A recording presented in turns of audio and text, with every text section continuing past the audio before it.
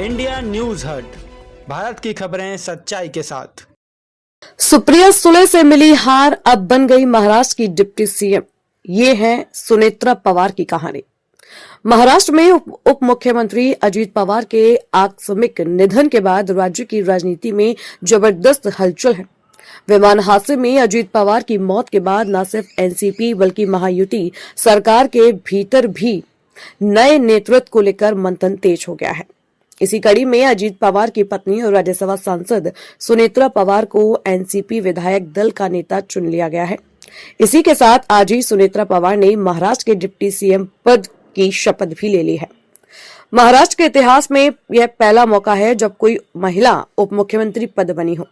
सुनेत्रा पवार का जन्म 1963 में उस्मानाबाद जिले में एक मराठी परिवार में हुआ था। उन्होंने औरंगाबाद स्थित एसबी कॉलेज से बीकॉम की पढ़ाई की थी।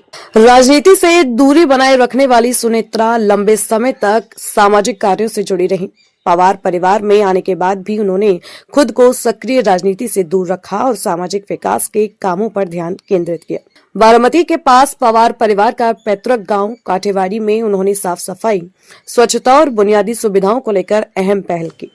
उनके प्रयासों का नतीजा यह रहा कि वर्ष 2006 में काठेवाड़ी को निर्मल ग्राम घोषित किया गया और गांव खुले में शौच से मुक्त बना।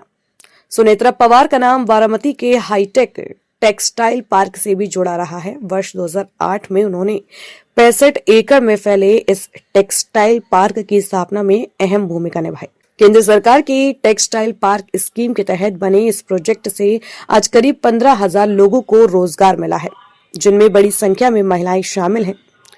कपड़ा उद्योग, सिलाई, बुनाई और कढ़ाई जैसे क्षेत्रों में काम कर रही इन महिलाओं के लिए यह परियोजना आत्मनिर्भरता की मिसाल मानी जाती है। इस पूरे प्रोजेक्ट की अध्यक्षता खुद सुनेत्रा पवार ने की है। भले ही सुनेत्रा पवार ने सक्रिय राजनीति में देर से कदम रखा हो, लेकिन उनका पारिवारिक बैकग्राउंड पूरी तरह राजनीतिक रहा है। उनके पिता बाजीराव पाटिल महाराष्ट्र के प्रभावशाली नेताओं में गिने जाते थे। वहीं उनके भाई पदम सिंह बाजीराव पाटिल 1980 के दशक में राज्य की राजनीति में सबसे ताकतवर चेहरों में शामिल थे। वे कई बार विधायक और सांसद रहे और महाराष्ट्र के गृह मंत्री भी बने हैं। उनकी पहचान में एक दबंग और निर्णायक नेता के तौर पर रही।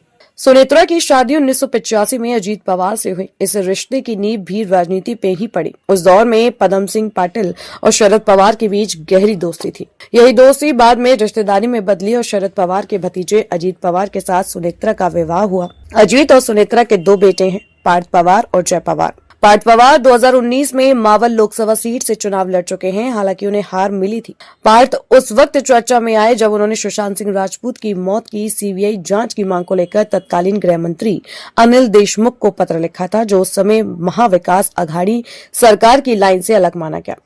शनिवार को सुनेत्रा पवार को एनसीपी विधायक दल का नेता चुना गया। अब अगर वे डिप्टी सीएम बनती हैं, तो न सिर्फ यह एक राजनीतिक विरासत का विस्तार है, बल्कि महाराष्ट्र को उसकी पहली महिला उप मुख्यमंत्री भी मिलेगी।